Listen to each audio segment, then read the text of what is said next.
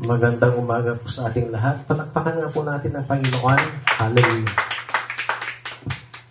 Nagpaharap po tayo kasi hindi po tayo pwedeng pumunta dito dahil malubak po. Lulubog po yung ating mga paa, lulubog po yung ground set. Kaya dito po muna tayo sa harap-harap. At sa umaga pong ito ay muli tayong nating pakinggan ang salita po ng ating pong Panginoon. Yung ating pong teksto ay binasa na po kanina sa aklat ng Psalm chapter 1 verses 1 to 6. Ang ating pong pinag-aaralan ay patungkol po sa blessed man. Yung part 1 po ng message is the behavior of the blessed man.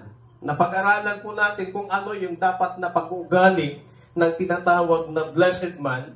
Unang-una ay hindi siya nakikinig sa mga counsel ng mga ungodly. Pangalawa, hindi siya natututong umayon sa masama. Doon sa part 2 po natin na pinag-aralan ay natalakay din po natin yung the journey of the blessed man. Yung paglalakbay po natin dito sa ibabaw ng lupa bilang mga tagasunod ni Kristo. At tayo po ay nakakaranas ng mga valleys sa ating mabuhay. Ibig sabihin, mga problema, mga pagsubok sa ating mabuhay. At ang tinutukoy po ditong valley, minsan ang ating nararanasan ay the valley of weeping and the valleys of warfare. Noong nakaraang linggo po ay tinalakay po natin the feeling of the blessed man. Kung ano yung nararamdaman ng isang blessed man. Tatlo po yung tinalakay natin nung linggo na they enjoy their lives to the work of God. Ang blessed man ay ini-enjoy niya yung kanyang buhay sa gawain ng Panginoon.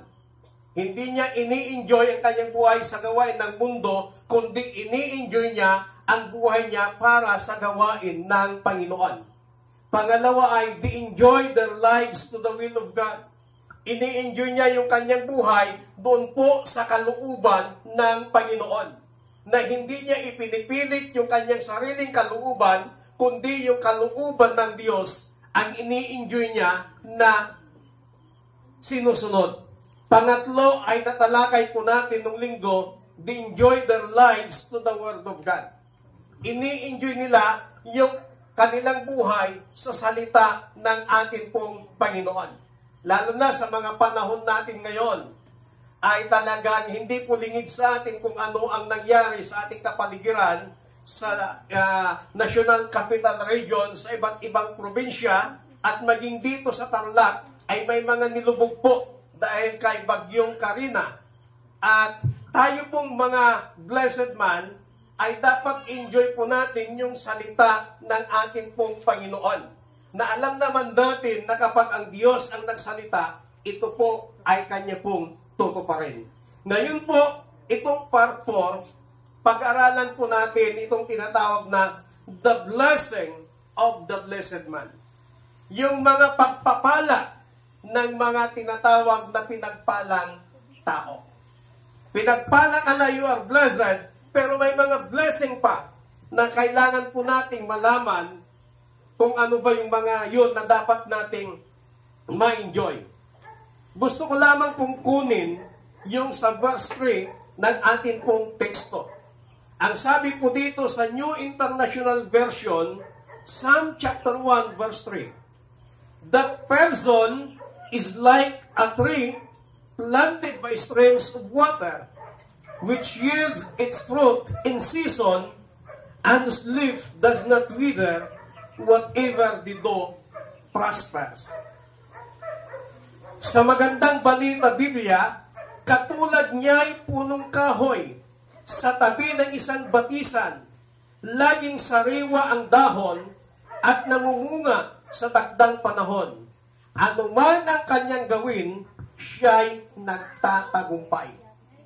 Dito po, inihalin tulad ni Psalmist David, yung blessed man, na katulad siya ng isang punong kahoy na itinanim doon sa rivers of water, na kung saan ay nagkakaroon ng bunga in due time.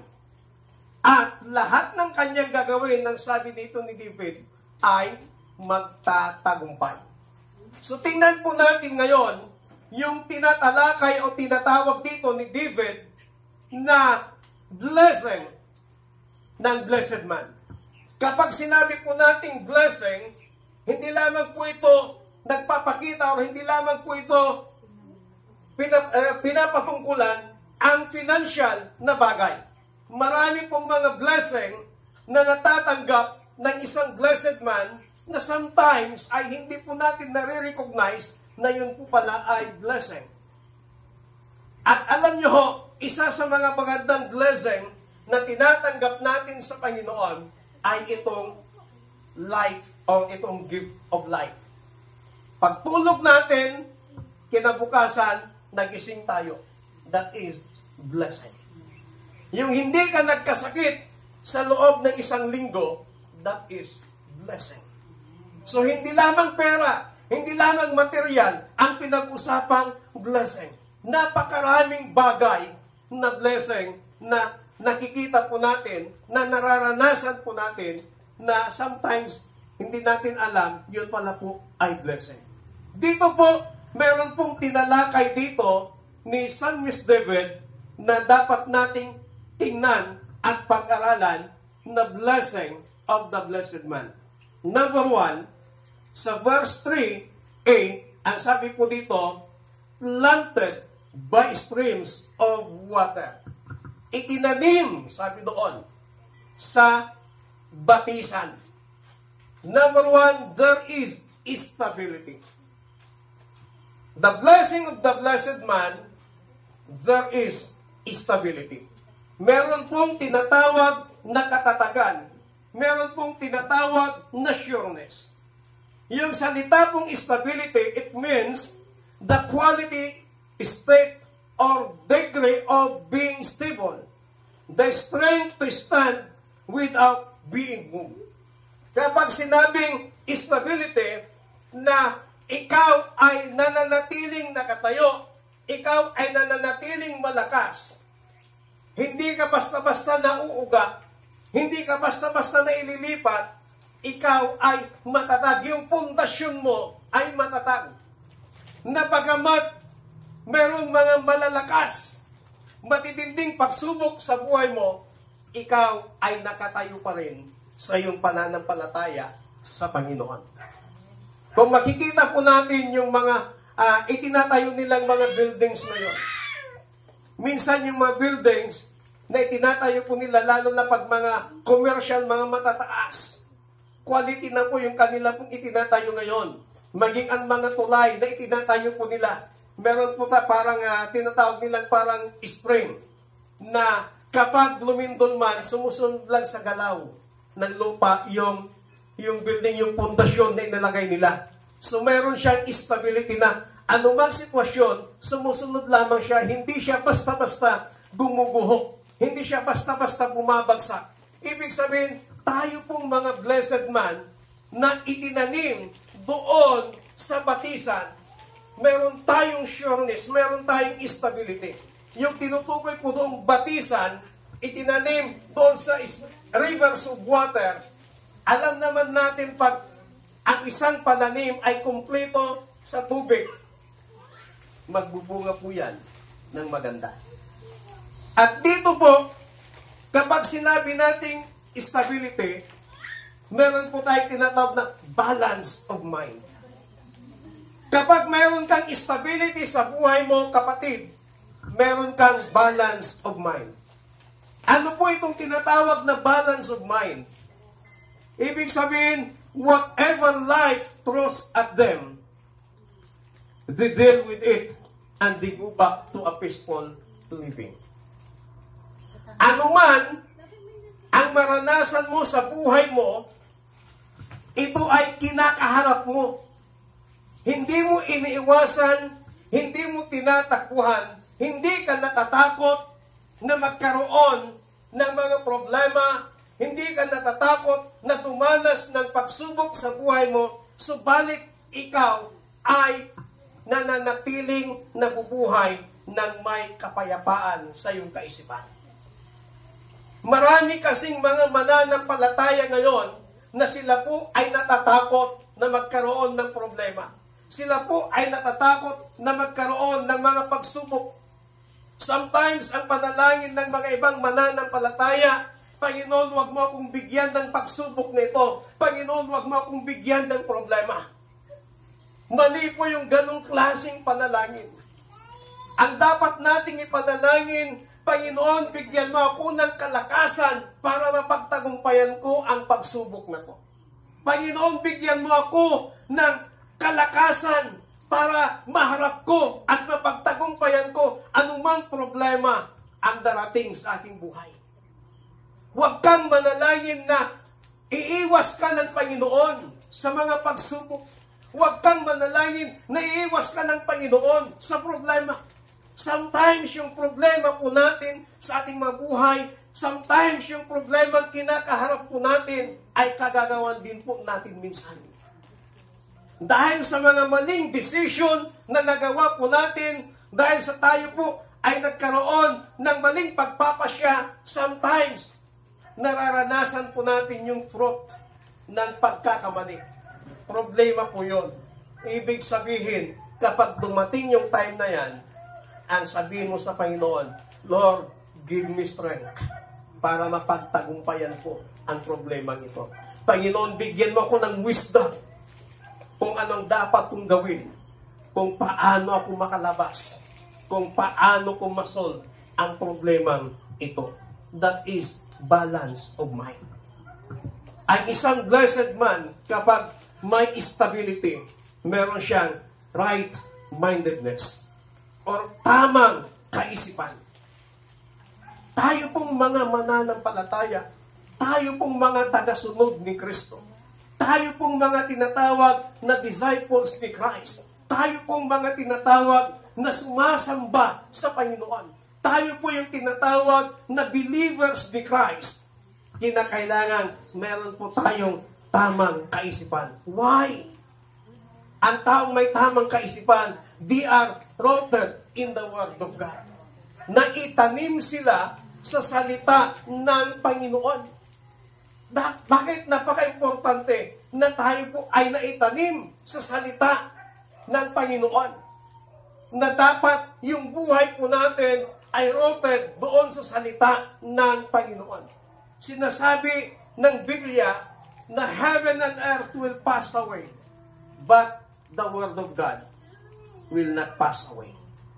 Lahat ng bagay dito sa ibabaw ng lupa ay lilipas, kundi maliban sa salita ng Panginoon, mananatili magpakailanman. So bilang isang mananampalataya, kinakailangan maging rooted tayo sa salita ng Panginoon.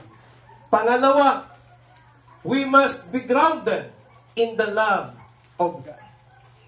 Kinakailangan tayo po ay nakasalig sa pag-ibig ng Diyos. Bakit? Ang pag-ibig ng Diyos ay hindi po nagbabago. Ang pag-ibig ng Diyos, sa kabila ng pagkukulang, sa kabila ng pagkakasala ng tao, sa kabila ng kahirapang nararanasan ng tao, still, andon pa rin yung pag-ibig ng Diyos. At dahil doon sa pag-ibig ng Diyos, inabot niya ang tao.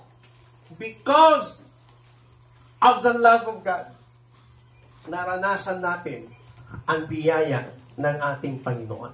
So dapat tayo po ay nakasalig lagi sa pag-ibig ng Diyos. Pangatlo, kapag meron kang stability, meron kang tinatawag na unchangeability. Kapag sinabi po natin unchangeability, yung hindi po nagbabago.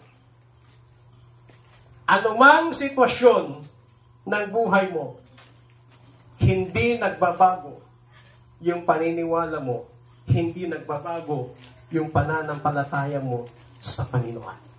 Na kahit gaano man kalaki kahit gaano man kabigat ang problema at pagsubok na nararanasan mo sa iyong buhay. Yung pagmamahal mo sa Panginoon, yung pananampalataya mo sa Panginoon, hindi nagbabago.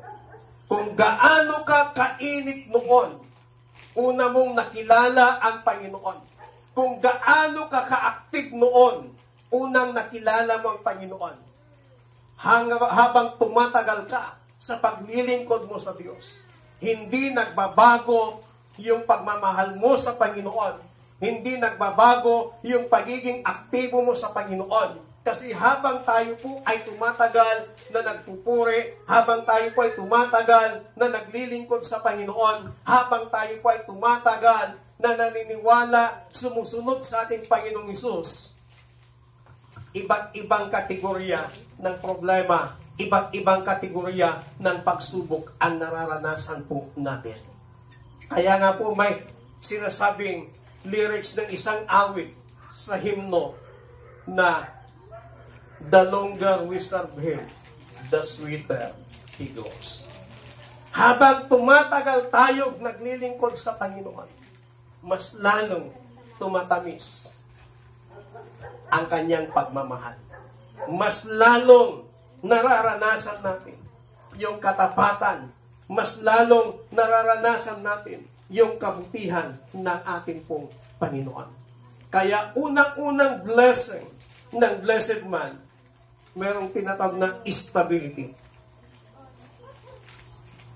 Meron tayong tinatawag na katatagan, katiyakan.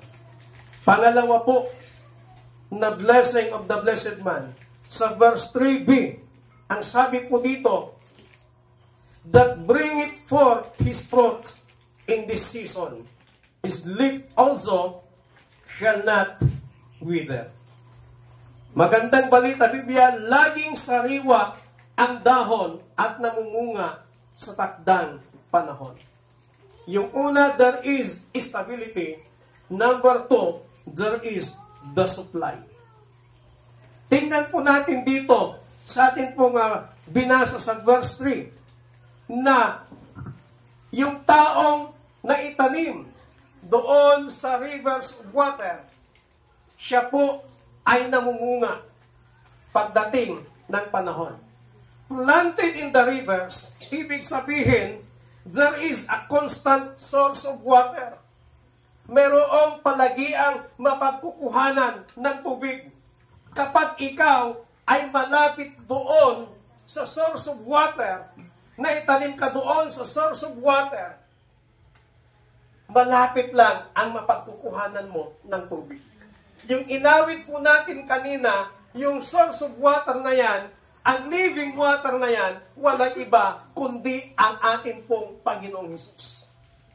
Sinabi na ni Jesus yan sa kanyang mga salita, na siya ang living water. Siya yung nagbibigay ng buhay. Kaya anumang sitwasyon ay kinakailangan tayo po ay manatili. At kapag sinabi nating supply, mga bunga, ang sabi ng ating binasa ay laging sariwa ang dahon at namumunga sa takdang panahon. Yung supply na tinutukoy po dito, mga bunga. Pagdating ng takdang panahon, lahat ng iyong pagpapagal, lahat ng iyong ginawang sakripisyo, lahat ng iyong ginawang pagpapagod para sa gawain ng Panginoon, para sa Panginoon, in due time, magbubunga ang lahat. At kapag nagbunga ang lahat, you will enjoy the supply of God sa buhay mo. When a blessed man abide in Christ, can expect fruit. Kapag ang isang tinatawag na blessed man ay nananatili kay Kristo, asahan mo, ikaw ay magkakaroon ng bunga. Ibig sabihin, ikaw ay magkakaroon ng supply. Bakit? Nananatili ka doon sa supplier, hindi doon sa distributor. kundi doon sa supplier. Katulad na lamang ng ating kuryente. Ang supplier ng kuryente ay NGCP. Isinusupply niya ito sa mga kooperatiba, Tarilco, Panelco, Isico, Sukilco, lahat ng mga electric cooperative isinusupply ng NGCP. Kaya pag kulang ang supply ng NGCP, ang nangyayari sa mga distributor na cooperative, paghati-hatian nila yon. Kaya nagkakaroon ng mga power shortage sa bawat lugar para lahat ay masuplayan ng electricity. Ganyan din po sa ating paglilingkod sa Panginoon. Ang ating supplier, walang iba kundi ang ating Panginoong Hesus. Kaya kung hindi ka mananatili doon sa supplier, mas uunahin mo na hanapin yung supply kaysa doon sa supplier. Tandaan po natin yung supply naubos, pero yung supplier kailanman ay hindi po naubos. Kaya ang sabi po dito, when a blessed man abide in Christ, can expect blessing. When a blessed man abide in the Word of God, can expect fruit. Hindi lamang tayo nananatili kay Kristo, kundi ang kanyang mga salita ay nananatili din sa ating mga puso. Asahan mo, kapatid, you will expect blessing. You will expect fruit sa lahat na ginagawa mo sa Panginoon. Tandaan po natin na yung quality ng bunga ng isang pananim ay nakadepende yan doon sa source ng water. Kung kulang naman sa tubig yung isang pananim, hindi rin maganda ang kanyang magiging bunga. And the quality of the fruit that we can harvest in our lives depends in our words, depends in our actions, depends in our attitude, and depends in our spiritual nourishment. Kung hindi mo pinapakain ang iyong kaluluwa ng salita ng Panginoon, maganda nga yung kalusugan mo physically, pero yung espiritu mo, yung kaluluwa mo, malnourished naman. Kasi hindi mo pinapakain ng salita ng Panginoon. Ang sabi po dito, that person is like a tree planted by streams of water, which yields its fruit in season, and whose leaf does not wither. Kapag sinabi nating season, this is the appointed time, the proper time, the right time. At ang salitang season is translated from the ancient Greek kairos. Nang ibig sabihin ng kairos refers to a fixed and definite time. Kapatid, kaibigan, sa oras na ito, whatever you do in the ministry of God, whatever sacrifices you do in the ministry of God, ang lahat ng yon hindi mawawalan ng kabuluhan. Ang sabi po ng Biblia, Galatians chapter 6, verse 9 and 10. Kaya't huwag tayong mapagod sa paggawa ng mabuti, sapagkat pagdating ng takdang panahon, tayo ay aani kung hindi tayo susuko. Kaya nga, basta may pagkakataon ay gumawa tayo ng mabuti sa lahat ng tao, lalo na sa mga kapatid natin sa pananampalataya. Kapatid, nasimulan mo nang nagsakripisyo, nasimulan mo nang gumawa para sa gawain ng Panginoon. Ang sabi ng Biblia, ikaw ay aani. Lahat ng sakripisyo mo, lahat ng sacrifices mo na ginagawa para sa gawain ng Panginoon, pagdating ng takdang panahon ng sabi ng Biblia, ikaw ay aani. Kung hindi ka susuko. Ibig sabihin, Kung magpapatuloy ka na maglilingkod sa Panginoon, kung magpapatuloy ka na susunod sa Panginoon, kung magpapatuloy kang sasamba sa Panginoon, whatever pains, whatever sufferings, whatever trials na yung mararanasan, yung mga nauna mong sakripisyo, yung mga nauna mong ginawa para sa gawain ng Panginoon, ang sabi ng Bible, you will reap. Aani ka. Ano yon? Kapag umani ka, there is a supply. Magkakaroon ka ngayon ng supply. Kasi umaani ka na ng mga bunga ng pagpapagal mo. Umaani ka na ng mga bunga ng pagsasakripisyo mo sa Panginoon. Kaya kapatid, sa umaga pong ito, we are the blessed man. Ikaw ay blessed man. Ibig sabihin, there is stability. There is supply. And then last, there is the good success. Sabi po dito sa verse 3, that person is like a tree planted by streams of water, which yield its fruit in season, and whose leaf does not wither. Whatever they do, prospers. Ang taong nananatili sa Panginoon, whatever situation na maranasan niya sa kanyang buhay, ang sabi ng Biblia, anuman ang kanyang gawin, pinagpapala.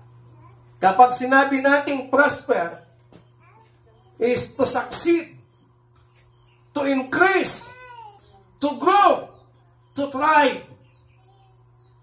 At it is God's will to prosper us and meet our needs.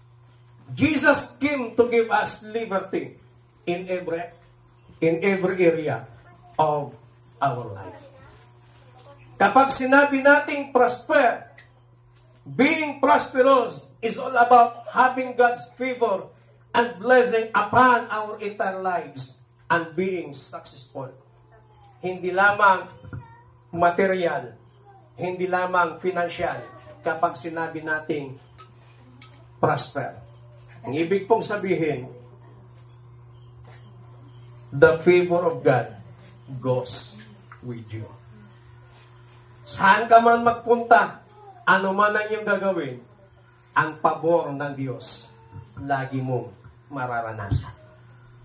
Magugulat ka na lamang, bakit nangyari sa buhay mo isang bagay na hindi mo inasahan? Because of the favor of God. Pangalawa, the protection of God goes with you. Lagi kang iingatan, lagi kang poprotektahan ng Panginoon. And last, the peace of God goes with you. Yung kapayapaan ng Panginoon, lagi mong mararanasan. Sasamahan ka ng pabor ng Panginoon. Sasamahan ka ng pag-iingat ng Diyos. At sasamahan ka ng kapayapaan ng Panginoon.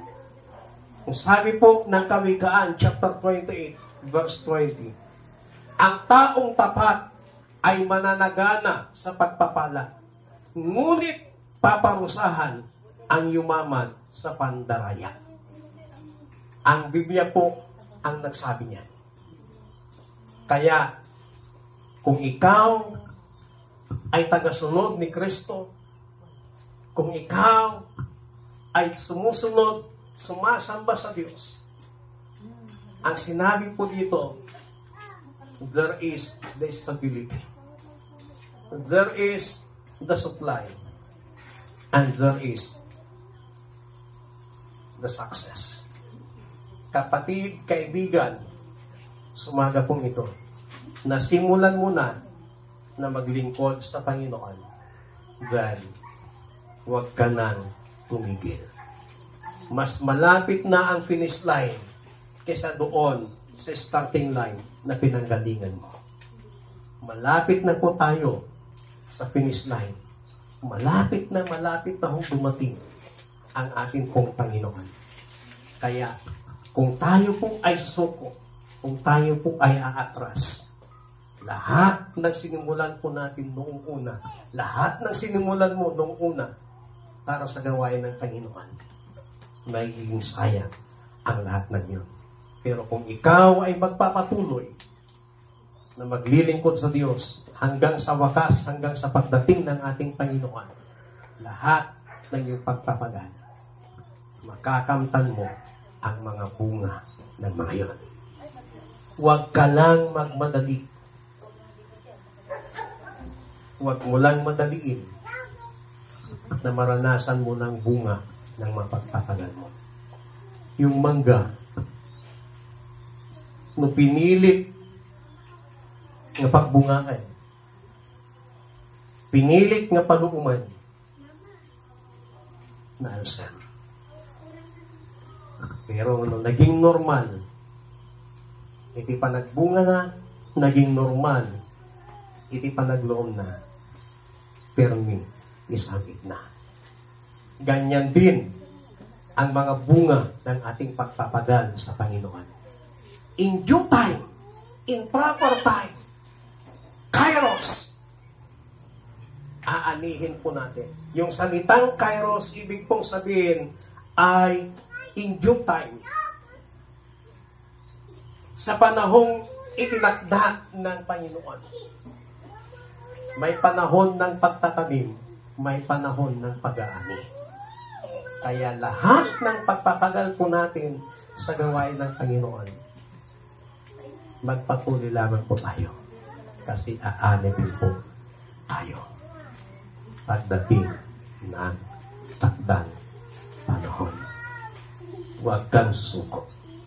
You are a blessed man. May mga blessing na nararanasan mo bilang isang blessed man. Tayo pong lahat ay tumayo.